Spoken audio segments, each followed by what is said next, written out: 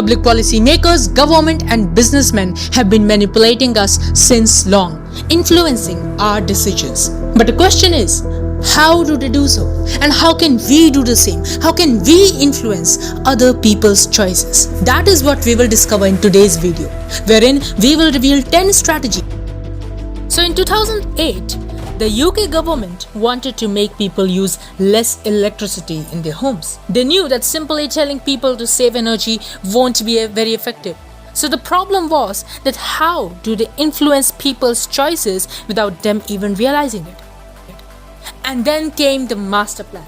The government sent letters to every household comparing their energy usage to their neighbors. They made sure to highlight the fact that some households were using less energy than the others. They also included a helpful tip on how to save energy. Now here's the catch. By showing people that their neighbors were using less electricity, the government created a feeling of competition and social pressure. No one wanted to be the person using more energy than everyone else. On top of that, the government provided personalized feedback to each household. They used this feedback to give tailored energy saving advice, making it seem like that they were looking out for each individual's best interest. As a result of this clever tactic, people started to change their behavior. They began using less electricity, trying to match or even beat their neighbors' energy usage. They didn't even realize that the government was pulling their strings behind the scenes. In the end, the government achieved its goal of reducing household electricity consumption. By subtly nudging people through social comparison and personalized feedback, they successfully influenced and manipulated their behavior without them even knowing it. This study shows how governments can use sneaky tactics to manipulate people's choices and actions. While the intentions might be good, in this case, saving energy, it raises questions about the ethics of such manipulative techniques and the extent to which governments should be able to influence our decisions. However, we are not here to discuss the ethics today. We are here to discuss 10 strategies using which you can manipulate others. And this story was in fact the first strategy. Social norms.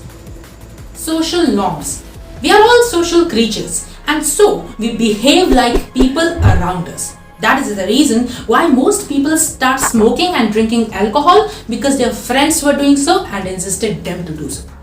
If you want to use social norms for good and you want to establish a new habit like going to the gym, then you can join the gym along with your friends who will provide you the social support and accountability you need to stay on track. Lesson number 2. Choice architecture. That is just a fancy term for the way choices are presented to you. For example, if you make the healthier options more prominent in the menu or keep them at eye level in the grocery store, then people are more likely to choose a healthier option even without realizing it. Defaults. The options that are automatically chosen for us. Defaults have a strong influence on people's behaviors and decisions. This is because most people like me are really very lazy, and so if you set a default option for them, they are not going to take the pains to change that option. Take organ donation for example. In most countries, the default option is to not donate your organs unless you submit it in written that you want to donate. But Spain said, heck with that, we will change the default to donate. And it worked. Spain today has the highest organ donation rates in the world, while countries like India are struggling because the default option is to not donate organs in these countries. Lesson number 4. Framing. How you say something or how you present an information has a strong influence on how people perceive it. For example, if you are considering 2 medical treatments for the same condition and you are told that treatment A has a success rate of 80% and treatment B has a failure rate of 20%, which one would you choose? Most people will choose treatment A because it is framed as having a higher success rate. Even though if you analyze closely, then both of them have the same success rate. And if you understood this fact earlier, then congratulations, you are really smart. Lesson number 5. Anchoring. It is the tendency of our brains to rely too heavily on the first piece of information.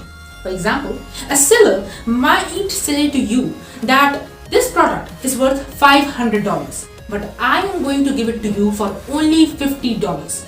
Now, the person thinks that he is going to pay only $50 for a product worth $500, while in reality, that product would be of just $10 or maybe even less. That, my dear friends, is anchoring, when you rely too heavily on the first piece of information and forget about everything else.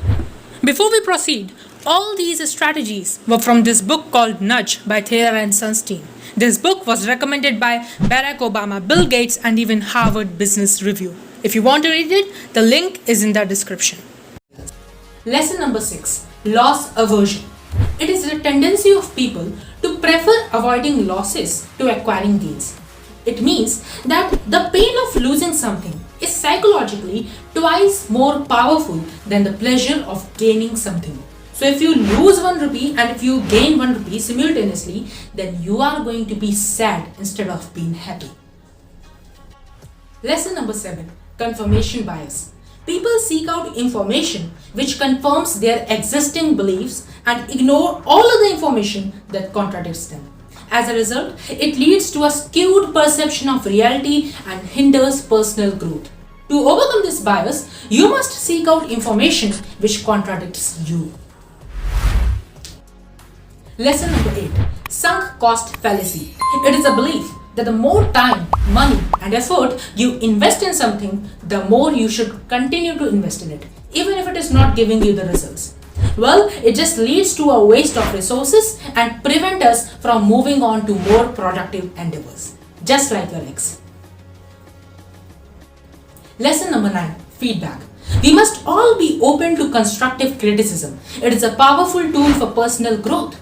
Feedback provides us a roadmap where we are and where we need to go. Whether it is a feedback from our boss, from our mentor, from our friends, it tells us about our strengths and weaknesses. Lesson number 10. The timing of an event can have a significant impact on the outcome. For example, if you are selling your house during the slow market, then you may not get the best price for it. But if you wait a little until the market pops up, then you may get the higher price for the same house. But there's a warning. If we wait too long, then we may miss out on opportunities that were once available to us. So it is necessary that we maintain a balance between waiting for the right timing and taking the decisions when required. And a bonus lesson for all those who waited till here. Emotional intelligence. The ability to recognize and manage your own emotions as well as that of others. Skills like empathy, self-awareness and communication leads to better relations and more positive outcomes in both personal and professional settings. And as promised, this video was quick, no gas, pure content.